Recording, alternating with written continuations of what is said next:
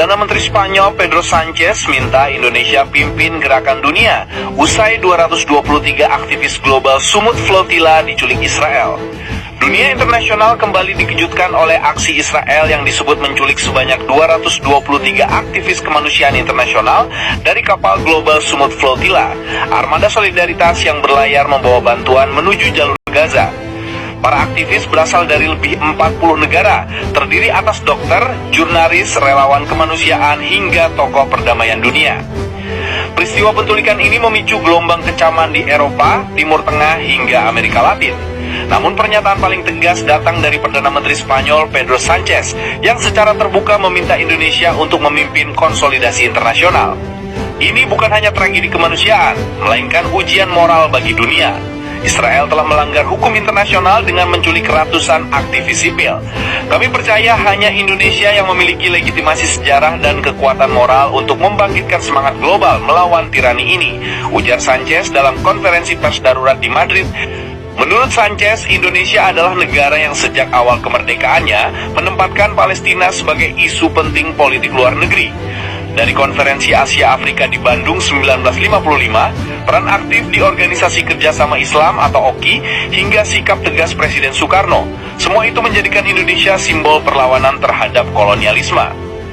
Hanya Indonesia yang bisa membangkitkan semangat global. Suara Indonesia masih murni, tidak tunduk pada tekanan Israel maupun sekutunya. Dunia menunggu kepemimpinan moral dari Jakarta. Pengamat politik internasional menilai permintaan Spanyol ini bukan tanpa alasan. Indonesia adalah negara demokrasi terbesar ketiga di dunia, berpenduduk mayoritas muslim dan memiliki posisi strategis di Asia Tenggara. Bahkan dalam berbagai sidang PBB, suara Indonesia kerap menjadi penentu dalam mempengaruhi blok Asia Afrika dan non-blok.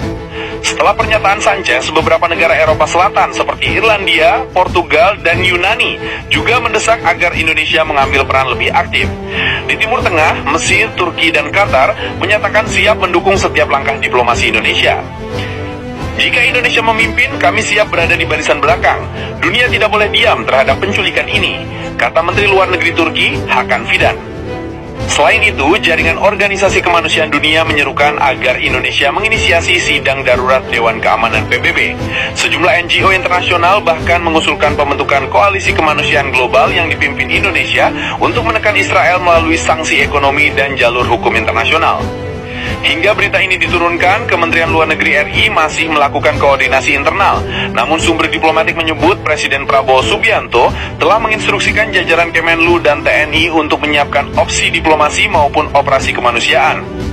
Presiden menimbang untuk mengajukan sidang darurat PBB, sekaligus membuka jalur komunikasi dengan negara-negara sahabat untuk membentuk aliansi kemanusiaan. Meski belum ada keputusan resmi, beberapa analis militer menyebut Indonesia bisa menugaskan TNI dalam misi pengawalan bantuan kemanusiaan internasional jika dimandatkan oleh PBB. TNI memiliki pengalaman panjang dalam operasi perdamaian dunia di Lebanon, Kongo, dan Sudan. Jika Indonesia dipercaya memimpin, maka TNI bisa menjadi garda pengaman bagi kapal-kapal flotila berikutnya.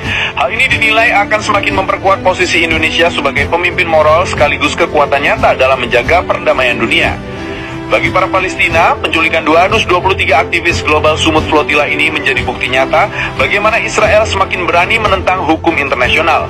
Namun di sisi lain muncul harapan baru bahwa dunia bisa bersatu di bawah kepemimpinan Indonesia.